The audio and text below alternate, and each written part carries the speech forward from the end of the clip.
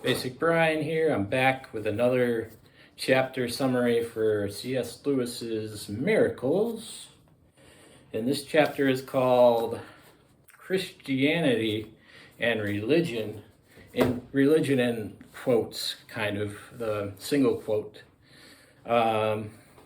Popular religion, quote, excludes miracles because it excludes living God of Christianity and believes in a kind of God who obviously would not do a miracle or indeed anything else.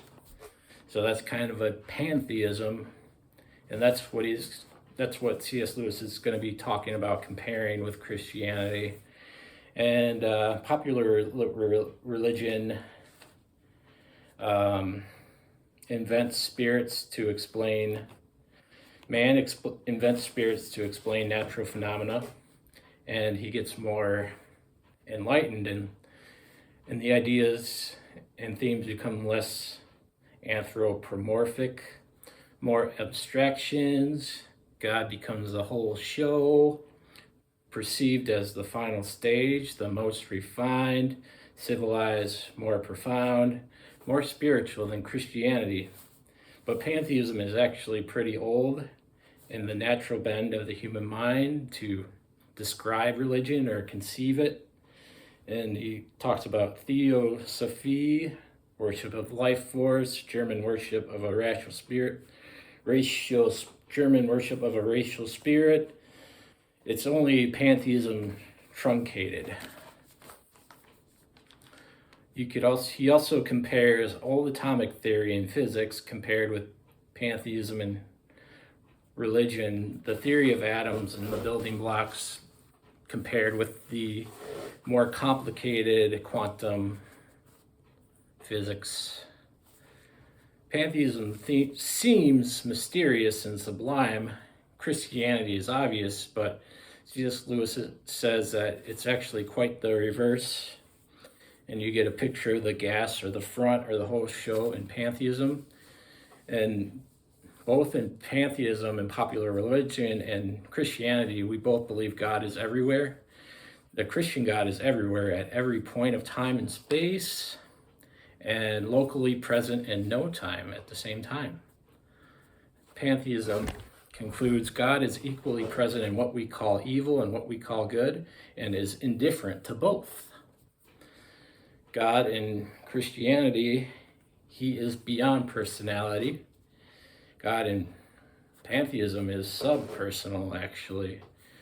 In C.S. Lewis's view, Christianity has to be more vigilant every moment. He has to multiply distinctions and rule out false analogies. God is the absolute being. He's righteous, not immoral. He's creative, not inert.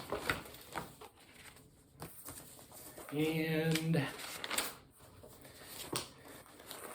the Christian God is the opaque center of all existence, the thing that simply and entirely is the fountain of fatherhood. Recognize him a positive perfection with which pantheism has obscured.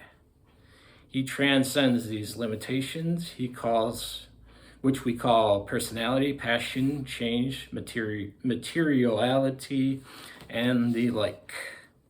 And there's a Blake quote: "They are organized and minutely articulated beyond all that mortal and perishing nature can produce." This is kind of a metaphysical truth that struck a chord with Lewis. And God is transcorporal, transpersonal, too definite for unavoidable vagueness of language. And there's also a confusion of spirit and soul that is brought up. Then there's a difference of atmosphere between these. And Lewis says you cease to be ghosts and become saints if it's the spirit and the soul.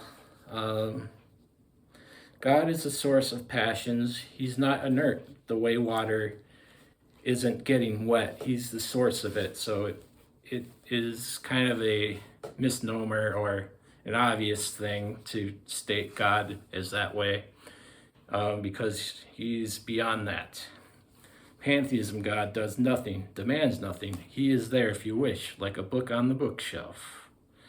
And the Christian God is the opposite, pulling and approaching at an infinite speed, the hunter, the king, husband, quite another matter. And that concludes this chapter, Christianity and Religion, Popular Religion.